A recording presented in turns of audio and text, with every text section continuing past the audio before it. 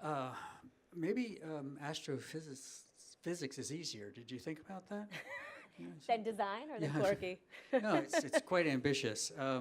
No, great program. I got a couple questions here about one of the things is I know how hard you've worked on this in terms of Thank you. learning not only the design part but the technology part. And technology is absolutely relentless in terms of its momentum forward. Have you thought about that? I mean, you're designing for one platform right now, and what do you think some of the challenges will be? You introduced this, and before you know it, something else is available. Have you given that any thought? Are you getting any advice on that? In terms of Corky's evolution and in terms of the changes in technology, we're focusing on a particular audience that's 8 to 10. Mm-hmm. So hopefully Corky will grow with them as they age, and the technology will change with them as they age. Mm-hmm. But also we're trying to focus into the technology that they use right now. So we're mimicking Snapchat stories and Instagram and games that they like to play like Candy Crush, even stories like Harry Potter. So I think since Corky is so content driven, it's easily to adapt in terms of what the girls are focusing on at the time. Right. About that content, that's going to be a big part of this. And what's your plan for engaging the right partners in that content development? And those educational experts that say these are the best stories to tell, as opposed to maybe what you're thinking are the best stories to tell. Well, the goal of Corky is to really fight the unconscious bias in society and get girls excited about science, not necessarily to learn science. Mm-hmm. So we're looking for stories that have an unusual hook, like Can You Hear a Rainbow, or the Quarks and things like that, that are attract the girls because they have this kind of clickbait type headline. Mm-hmm. So the goal is to partner with content providers like National Geographic, Discovery Channel, or even universities and scientists within those universities that can probe into the science content and find the hooks, because science is an infinite subject. I only delved into the first chapter, which is space, but there's so many more topics to learn.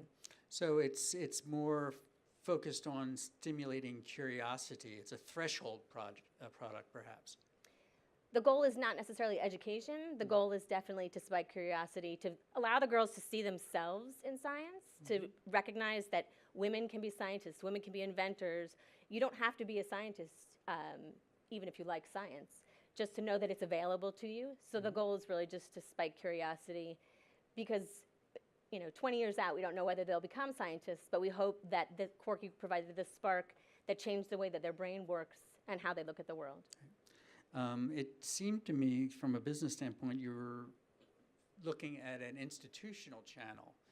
I saw New York schools you're seeing that as a way in as opposed to a consumer product? It's definitely aimed at consumers, but in order to test it and make sure that we are working with the girls with the right tone of voice and the right content, we have started with Girl Scout troops in New York City, as well as with New York City schools. So we can also get feedback from the adults. We want to get feedback from not just the parents, but from the teachers, from the head of the science club, and the Girl Scout troop leaders. So we do need this kind of parental, institutional, adult link. Mm-hmm. What's been the reaction so far in terms of just exposing this to some of the target audiences that you're trying to reach? Well, Corky originally started out as a full multimedia platform that was even overwhelming to me, the amount of apps that I wanted to include on it.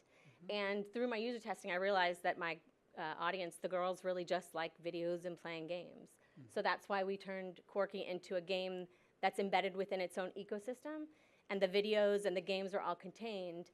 And it makes it difficult for the girls to kind of leave the game, because hopefully they'll have a community, they'll have their prizes, they'll have their achievements, and they'll want to keep playing through the game to finish it. So there is a finish. Right now, like I said, I only have 7 chapters, Right, but it can keep going. Mm-hmm. Okay. So you have a model for kind of an upgrade as the audience grows, and they want more and more, and they're looking for a deeper experience. In terms of, I think the content will always change, because what we're learning about science is ever changing. We're also, with the structure of the government these days, science education is being dropped to the bottom of the list. So I think we have an opportunity to teach science in a lot of avenues and pick up a lot of different topics. So the goal is really, as I said, I think the content of science is infinite. So the game doesn't necessarily have to change in terms of structure, but it can evolve in terms of content. Okay, so let's talk about a measure of success here. It's a year from now. You've kind of moved this along. You're talking to the right people. What would you like to see a year from now? So we were going to measure our success through both quantitative and qualitative manner. Quantitatively, we can look at shares. Everything we create on Quirky is shareable, Instagrammable, and there's a community. So we can look at those measurements to see how many girls are actually staying on the site and playing through the game. But qualitatively, we will be interviewing the teachers and the Girl Scout leaders to see maybe these girls get better scores on their science tests, or maybe they're attending more science fairs. Some of my audience was playing with Quirky and then told me that they were going to, join a robotics class. So just opening their eyes to what's available has been successful so far. Well, it's a noble mission. Congratulations. Thank you. Thank you.